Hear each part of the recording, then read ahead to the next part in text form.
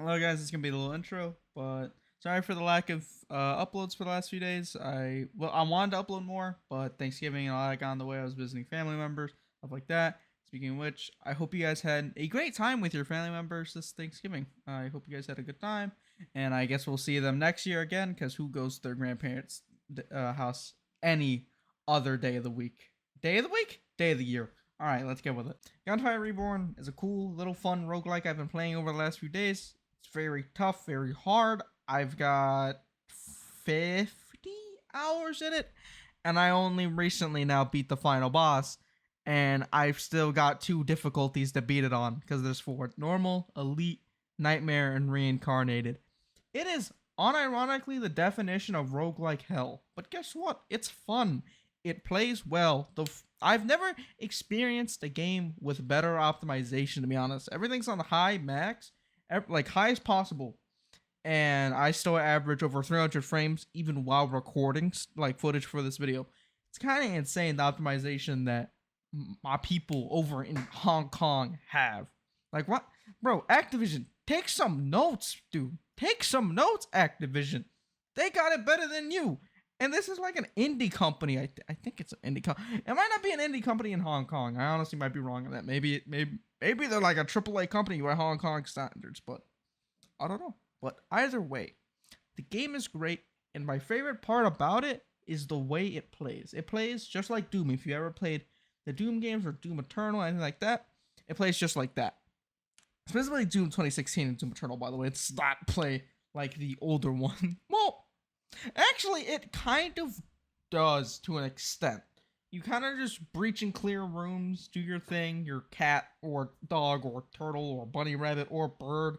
There's a lot of characters that are just kind of out there. We'll get to that in a moment. But you go through stages that have 5 levels in them, I believe. I know that between each map, like, because there's like a dungeon, a desert, a snow place. No, it's a beach pirate place. Sorry, I don't know why I said snow place. Snow place is the last place you go to fight the final boss, which is a giant, if I remember correctly, like a giant cat with a giant sword, or even bigger sword. It's really, really weird. I don't know. It has a final attack, by the way, where if you don't kill him quick enough, you just lose the fight. It's really unfair. Anyways, that's the gameplay loop. That you go to the boss. Once you kill him, your run's over. By the way, but you get soul essence, which you can use for out of game progression or to revive yourself once per run. Because when you go down, you can revive yourself once per run with soul essence, and I think it's like around 100 to 200 soul essence. I think it's like 134 ish around there. That's just an estimate, but the price is around there. You can use it to upgrade your skill tree out of the game, which can make it so, I don't know, you can recycle weapons so you can get more money, or just so you get more ammo, stuff like that, more damage, or get more damage for this character, so on. Because each hero, because that's what they're called, each hero has their own individual skill trees, and I think it consists of 6 skills each, progressively getting more expensive per one you go down. So, like, say the first skill is 50 soul essence, the second one's like 120, then 200, then 310, and then 400, something like that. That it ends there. And that goes for every single perk, by the way. Those are the only ones, though, as well, that are locked to that character. The rest on the left side of the screen are all for everyone. You don't have to buy them again for each character. That's for everyone. Once you unlock those, that's it. You don't have to worry about it again. Each one has tiers, and once again, that system of, oh, as you upgrade it, it's more expensive. That's still a thing. There are some that are really pricey, like the Lucky Shot chance, which is, I think, a chance to do 7 times the damage, which is pretty good. That sounds broken until you play the game. Once you play the game, it's like, oh, this is not that unfair. It's scary. The game's scary. We'll get into that in a second. But I also forgot to mention the copper mechanic, which is also with Soul Essence, same way you get copper, which is to kill stuff. I didn't clarify that you just get it from killing stuff in general. You don't have to go all the way to the final boss every time. If you had to, you would never make progress in this game whatsoever, dude. Oh my god, I'm imagining that right now. But Yeah, you just need to kill normal enemies, and boom, you get like 3 soul essence and like 10 gold, something, or 10 copper, as they say. But all the copper really does is it's a lot less like substantial, which is you can either upgrade your guns because your guns have tiers technically that you can upgrade them, and then if you upgrade through perks with your soul essence, you can etch inscriptions, which is like a buff to the gun where it's like 100% more magazine capacity, 30% reload speed, that sort of thing. It's very cool. There's a lot of them, and that can really spice up your gameplay. I don't know. That I'm just trying to say stuff. It's like ad-libbing, you know? But the copper just upgrades your guns, lets you etch inscriptions on them. There's also Gemini inscriptions, which I'm just gonna keep it short. If 2 guns have that same inscription, then you get that buff from it, where it's like the mag from both guns is put into 1, and you get 25% more rate of fire, which is an actual thing. It is insane. There's also the peddler, which is literally a frog, and all it is that he will either sell you occult scrolls with copper, or like you can buy it with copper. Then sometimes he'll sell you some guns. You can buy ammo, health, and your grenades, quote unquote, every time you go to him. I'm gonna go back to that. I said quote unquote in a minute. Also, the guy that you upgrade your guns at, it's leveling, by the way. I don't know why I said tier. I'm a little stupid. That it's levels, so you go level 1, 2, 3, 4, 5, 6, whatever. The guy that you go to was called, I think, the craftsmith, and it's just a giant sloth with a hat. I don't know. I don't question it. I've never questioned it. It's weird that he's the one that fixes your guns and makes them better, but it is what it is. Let's just talk about the cult scroll thing real quick. Wait, was that? Yeah. The cult scrolls are, think of it like Risk of Rain 2, if you've ever played that, your items that it gives you a buff. But the thing in this game is they work very different. Like, say, some legendary ones make it so any enemy beyond 15 meters does 20 or 90% less damage to you. Anything within 15 meters does 90% more. They're very substantial. They either will change your entire game or not do anything or completely destroy you, especially if you get a cursed one. Because the cursed ones, it's not the worst thing in the world to happen to you, but it is pretty bad. Like, it's 20% less magazine size, 1 less crit damage. Also, all the guns have crit multipliers, so that's something to look out for. Each gun's crit multiplier is slightly different. Top of that, there is 48 guns in total, and they are all very weird and different. You can literally attack people with pieces of paper, or a spear made of ice, or a lizard that literally shoots grenades that you can detonate at any time, and its reload animation is just slapping the lizard. It's kind of, PETA would hate this game. That's all I'm saying, because mostly, no, it's animal on animal. It's fine. It's whatever. No one cares. Speaking of animals, I'm gonna stop going around and talking about everything else except what matters, which is the characters. I think there is 6 in total. I'll fix that in editing if I was wrong. There's 6 in total. There's a dog, a cat, a turtle, a bird, and yeah, no, bunny. I almost forgot about bunny. I don't play her at all. But the dog, what he does is he dual wields his guns. You can get buffs in game, which I'll talk about in a second, to make it so your dual wielding is a little better. And then we're gonna talk about quote unquote grenades. Your grenades for each character works entirely different.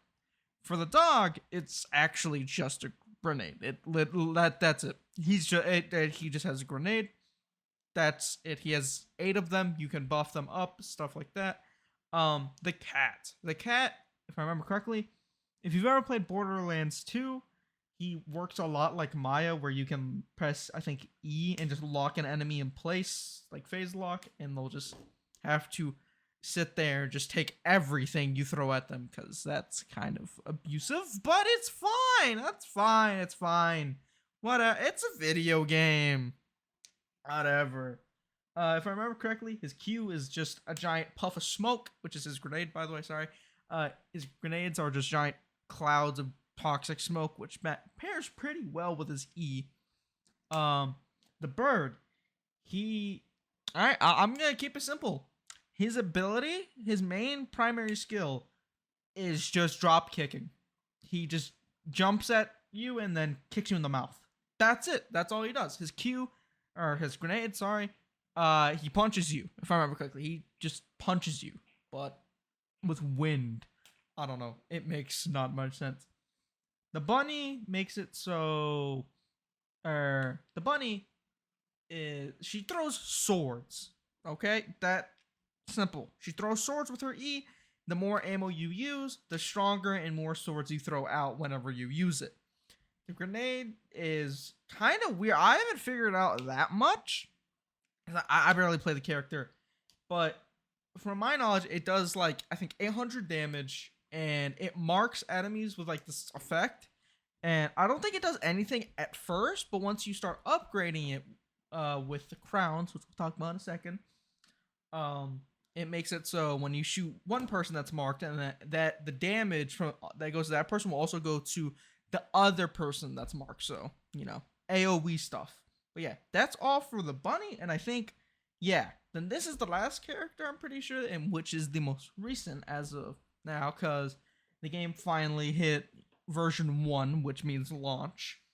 And think of it like if Maui from Moana was a turtle with a snorkel. Not a snorkel, he has goggles. But just imagine if he was a giant turtle. The turtle has tattoos and everything. His ability is he literally just pulls up a wall of water that cannot be hit through whatsoever. Not even fire, bullets, nothing. Nothing's making it through, baby. Not even punches. People are so weak in this game, they can't even punch through water. They little bitch boys. But yeah, that's it. The water, it's just a shield, and you can punch with the shield, which is what your grenades are. It's a punch that scales up with damage as you sprint around. Not as you sprint around, but depending on how fast you are. If you're really fast, you'll do a lot more damage with the punch, which pretty good knowledge to have. One thing also I didn't mention about the bird. He doesn't have shield, he has armor. Because you have health and shield typically. He has armor. The way he replenishes his armor is by hitting people with his quote unquote grenade. I don't just his punch, his hit. That he gets armor from that, and I think also his primary skill. Actually, not a bad character, I don't think, but I personally think that the turtle is the best one because he is just invincible. At some point, as you upgrade, he becomes God. I don't know what to tell you. He is insanely terrifying. I'm glad that this is a single player game and you can play as him, because if it was in an actual game, there would be so many balancing issues. Speaking of which, multiplayer, you can play with up to 3 other friends. I've only played it ever with 1 other friend because no one else has really bought the game. The game's kind of small, but not really actually. I think it has no, it's not small at all. I think it has 20,000 reviews on Steam, but it is a really good game. The monetization, by the way, is cream of the crop. There is no microtransactions whatsoever. There is not a single thing locked behind a paywall except the actual game. You only have to pay for the game, which is $20, which is really good for the game. I think the game's worth more than $20. It should be $30-$40. I'm not sure if the price has gone up from launch. I haven't checked, but last time I bought it, when I bought it, it was $20. So don't quote me on that. I'm sorry if you have $20. You're like, oh, I can get the game, and then you can't because it's $22 now. But yeah, game's monetization is no DLCs right now, at least. Which honestly, if it ever does get a DLC, I'll probably buy it with the intent of supporting developers, kind of similar like I did to Deep Rock Galactic, because Deep Rock Galactic is just gonna go off trail a little quick. They made a battle pass for free. You don't have to pay any money for it. There's just DLCs, which is fully just cosmetic, and they're $8. Okay, I'm sorry for talking about a different game. Please don't get mad at me, YouTube gods. Before it's too late, I want to mention the fact that each character has a different health pool. So I believe the dog, for example, has more health than shield. The turtle has a lot more shield than health, that sort of thing. Each character also has different movement speed. The tiger, I didn't mention him. I I forgot. I am so sorry. I even have bullet points for this video. The tiger, he basically is, he's lightning guy. He shoots lightning bolts with his grenade, and then his E is he gets one really powerful shot that just does a lot of damage. And once you upgrade it, I think it's one of the actual better abilities in the game. Also, it's like a 10-second cooldown. It comes up really fast. Sorry about that. I was yawning. Where was I? Right. The characters all have different stats, and the tiger being the highest speed and the cat being the lowest speed at a 5.0, which I'm kind of surprised that the cat is the slowest. You'd expect the dog to be slower. No, it's the cat. And then the tiger is, I think, 6.2 or 6. One of the two. I can't remember exactly at this time because I don't have an actual spreadsheet pulled up. But honestly, no, that's at the end of the video. No, stop it, me. Stop. I'm not cutting it short.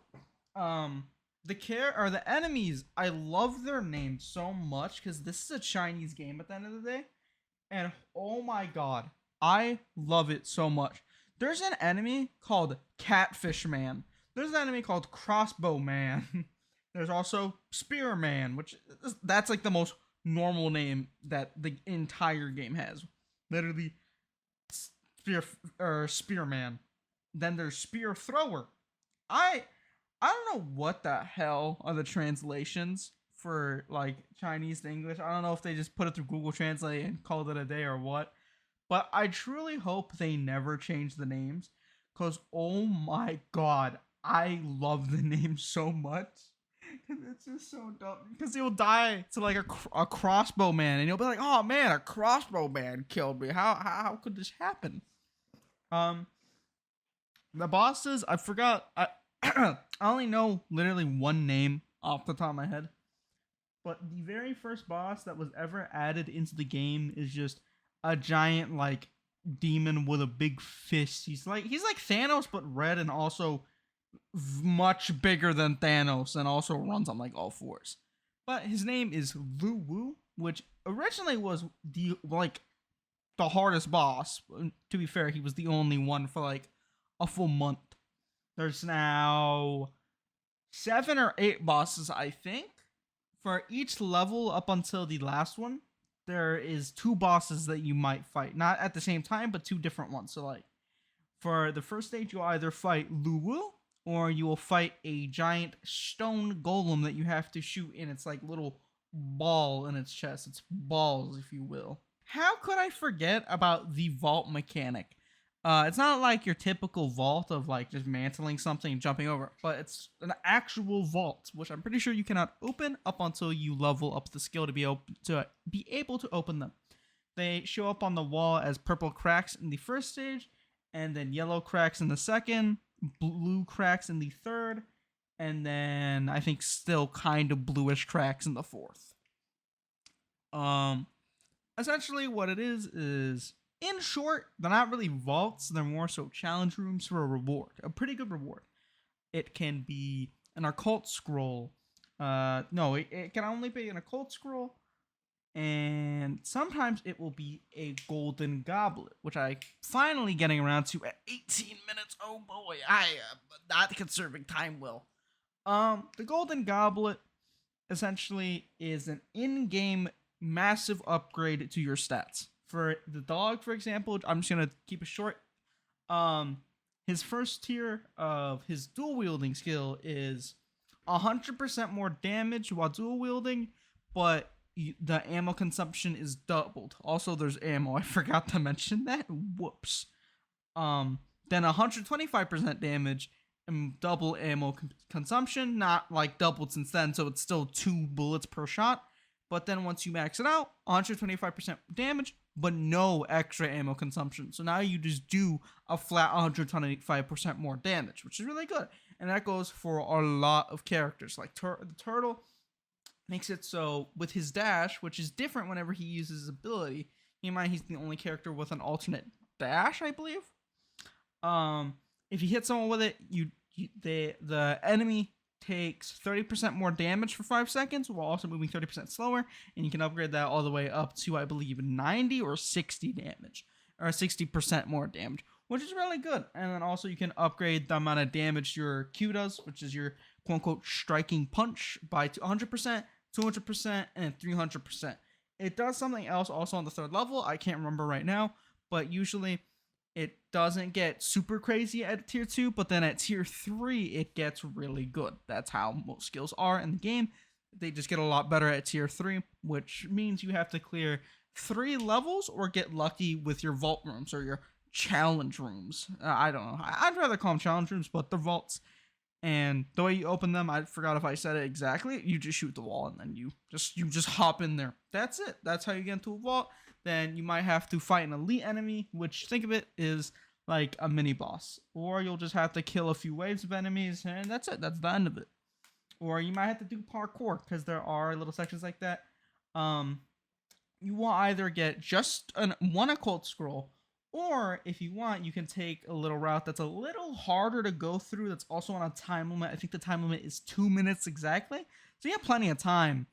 But you can get an extra chest, which will give you a choice between 3 occult scrolls rather than 1. So from one thing, also I don't know why I said so like that, but from one vault, you could get 2 occult scrolls, which is really good. And there's a bunch of occult scrolls that can buff you, like whenever you dash, you reload your gun instantly. There's a lot of stuff. I'm not going to go into all of them, because then this video would be like 40, 30, no, they wouldn't be 40. It would be like an hour long, dude.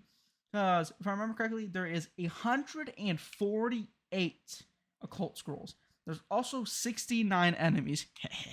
But yeah, there's 69 enemies, including bosses. There's, I think, 7 bosses? 7, 8, 9?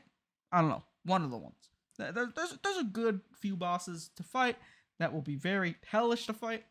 I'm going to end it off with the difficulties. The difficulties go normal, which you fight Luwu, and I think the boat, which is it's a boat, it's a boss, whatever.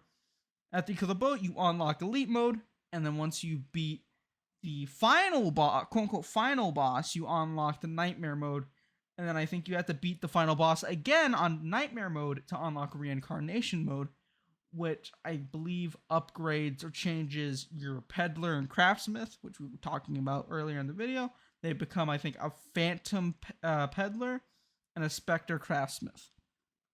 But I think that's going to be the end of the video.